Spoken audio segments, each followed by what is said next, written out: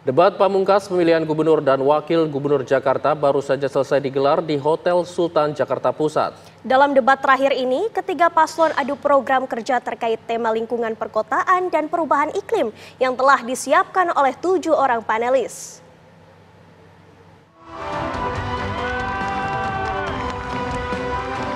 Komisi Pemilihan Umum Jakarta menggelar debat ketiga sekaligus debat terakhir pemilihan gubernur dan wakil gubernur Jakarta. Dalam debat pamungkas ini, tema yang diangkat adalah tata kota dan perubahan iklim. Ketiga pasangan calon yakni paslon nomor urut 1 Ridwan Kamil Suswono, pasangan nomor urut 2 Dharma Pongrekun Kunwardana, dan pasangan nomor urut 3 Pramono Anung Ranokarno adu program kerja terkait tema lingkungan perkotaan dan perubahan iklim dengan 6 subtema yang disiapkan oleh 7 orang panelis. Ketiga paslon memaparkan solusi dan gagasan terkait 6 subtema debat pamungkas, yakni soal penanganan banjir, penataan pemukiman, penurunan emisi dan polusi udara, serta transisi energi terbarukan, pengelolaan sampah, ketersediaan air bersih, terakhir soal kota layak huni, dan penataan ruang terbuka hijau. Ada yang menarik saat sesi tanya-jawab antar pasangan calon gubernur dan calon wakil gubernur. Calon gubernur nomor urut 3 Pramono Anung menanyakan soal rencana calon gubernur nomor urut 1 Ridwan Kamil memindahkan Balai Kota Jakarta. Pasangan nomor 1 yang saya hormati, Kang Emil dan Pak Suswono. Pasangan nomor 1 sempat menyampaikan bahwa sebagai Gubernur Jawa Barat akan memindahkan pusat pemerintahan dari Gedung Sate di Bandung ke Tegal Luar, tapi tidak jadi. Kemudian baru-baru ini Kang Emil juga bilang, atau pasangan nomor 1 menyampaikan bahwa akan memindahkan Balai Kota dari Jakarta Pusat ke Jakarta Utara. Untuk itu kami ingin menanyakan apakah ini memang serius untuk mau dipindahkan, karena IKN kan Jakarta bukan ibu kota lagi, di pusat pemerintahan Balai Kota banyak sekali gedung-gedung yang akan menjadi kewenangan pemerintah Jakarta. Untuk itu apakah perlu dipindahkan? Apakah ini juga bagian dari imajinasi yang dihadirkan oleh pasangan nomor 1? Terima kasih. Ya, terima kasih. Saya selalu konsisten. Apa yang sering diwacanakan, disampaikan, didiskusikan, semata-mata untuk mengadilkan tata ruang. Di Jawa Barat, Bandungnya udah jadi kota wisata, bercampur-campur dengan kota pemerintahan, kemacetan di mana-mana. Tentara-tentara di Bandung itu rumahnya jauh, Mas, karena dulu memang pusat militer dari zaman kolonial. Sehingga ibu kota Jawa Barat memang tidak cocok untuk ada pusat pemerintahan lagi, maka ada wacana itu. Jakarta juga sama. Kalau tadi ada yang tertawa urusan imajinasi, lah IKN itu datang dari imajinasi. Oleh sebuah keputusan mahal, keputusan politik, pindah ke sana, menjadi IKN hari ini. Kebetulan saya kurator di sana. Pak Jokowi sudah sangat luar biasa melakukan sebuah namanya gagasan-gagasan yang realitanya terjadi, kira-kira begitu. Nah sekarang kalau Jakarta mau mengurangi macet, selain perluasan transportasi publik, mari benerin tata ruangnya. Salah satunya adalah pusat kantor pemerintahan dikurangi dari pusat. Tentu ini harus didialogkan kepada stakeholder di Jakarta. Kenapa di Jakarta Utara? Aksesnya bagus. Ancol itu punya hak 200 hektar membangun. Tinggal kita bikin pusat bisnis baru dengan anchor tenant-nya adalah akumulasi dari perkantoran-perkantoran pemerintahan Jakarta, dari BUMD, ya. Sehingga lahan-lahan yang di kota itu bisa difungsikan untuk fungsi-fungsi kota global yang menjadi ciri pergaulan internasional kita. Jadi IKN adalah imajinasi, wacana ini juga imajinasi, realitanya kita diskusikan. Mohon maaf, waktunya habis, Bapak. Untuk urusan IKN saya lebih terlibat daripada Pak Kang Emil. Dari survei lapangan yang terlibat di awal adalah saya, Presiden, Pak Basuki. Kemudian kita survei juga ke Kalimantan Tengah dan sebagainya. Bahwa betul memang di ujung ketika sudah mulai pembangunan, kurasi dilakukan oleh Bapak Ridwan Kamil.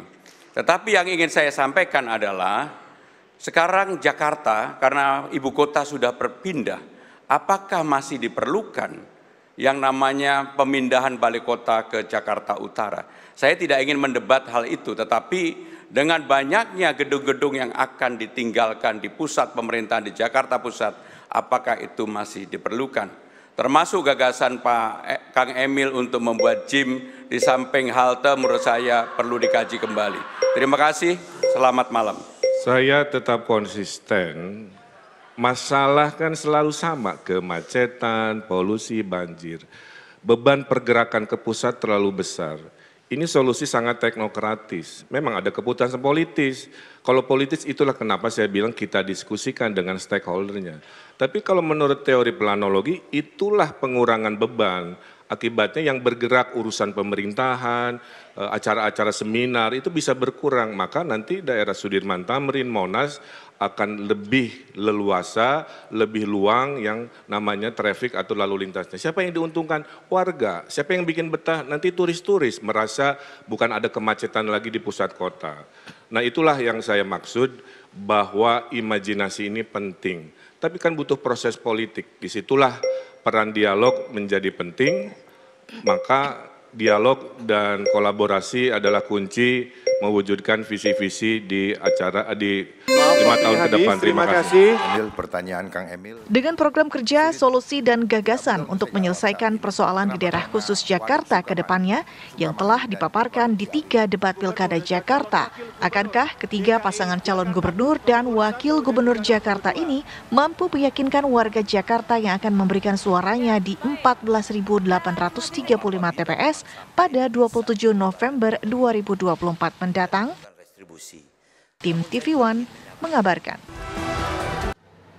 Pasca debat calon gubernur Jakarta, ketiga pasangan berkomitmen untuk memajukan masyarakat Jakarta dan melindunginya. Ya, sehingga bisa memiliki hidup yang setara dan berkeadilan. Jadi sudah sembakonya murah, sekolahnya digratiskan, kemudian KJP dilanjutkan, anggaran para pengurus wilayah juga dinaikkan, termasuk rumah. Kita akan renovasi rapihkan, ada anggaran 50 juta per rumah sampai 100 juta, sehingga nanti kampung-kampungnya rapih, ya, tidak ada seng lagi, tidak ada kardus lagi, semua akan rapi oleh program. Inilah kebijakan dari pasangan Ridho untuk memastikan golongan paling bawah itu kita lindungi, kita bersamai. Nah tentunya juga program nasional ya, Giant Sea Pak Prabowo kita akan sukseskan, kita akan sempurnakan. Juga program makan gratis, bergizi, kita luaskan untuk lansia, untuk ojol di hari-hari tertentu.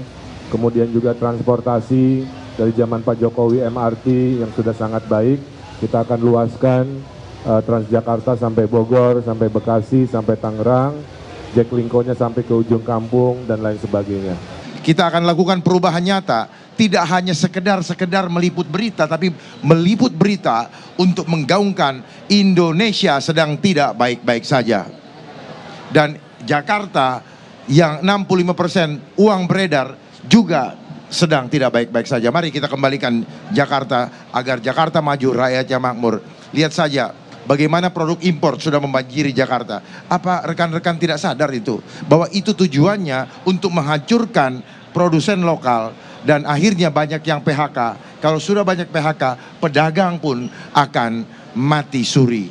Bahkan tidak bisa bangkit lagi. Apalagi dengan regulasi-regulasi yang ada. Apalagi dengan aplikasi temu di mana konsumen bisa berhubungan langsung dengan pabrikan yang ada di Cina. Bagi saya pribadi, pemilihan gubernur ini hanya temporary, sementara saja. Tetapi pertemanan, persahabatan lebih utama bagi saya dan Bang Dul untuk melihat dan menjaga agar Jakarta ini menjadi tempat role model baru bagi sebuah pemilihan gubernur yang kompetitif tapi berlangsung riang gembira, karena ini merupakan apa yang menjadi keinginan saya dan Bang Dul lakukan.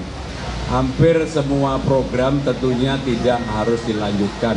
Kami akan secara selektif melihat bagaimana kemanfaatannya bagi warga Jakarta.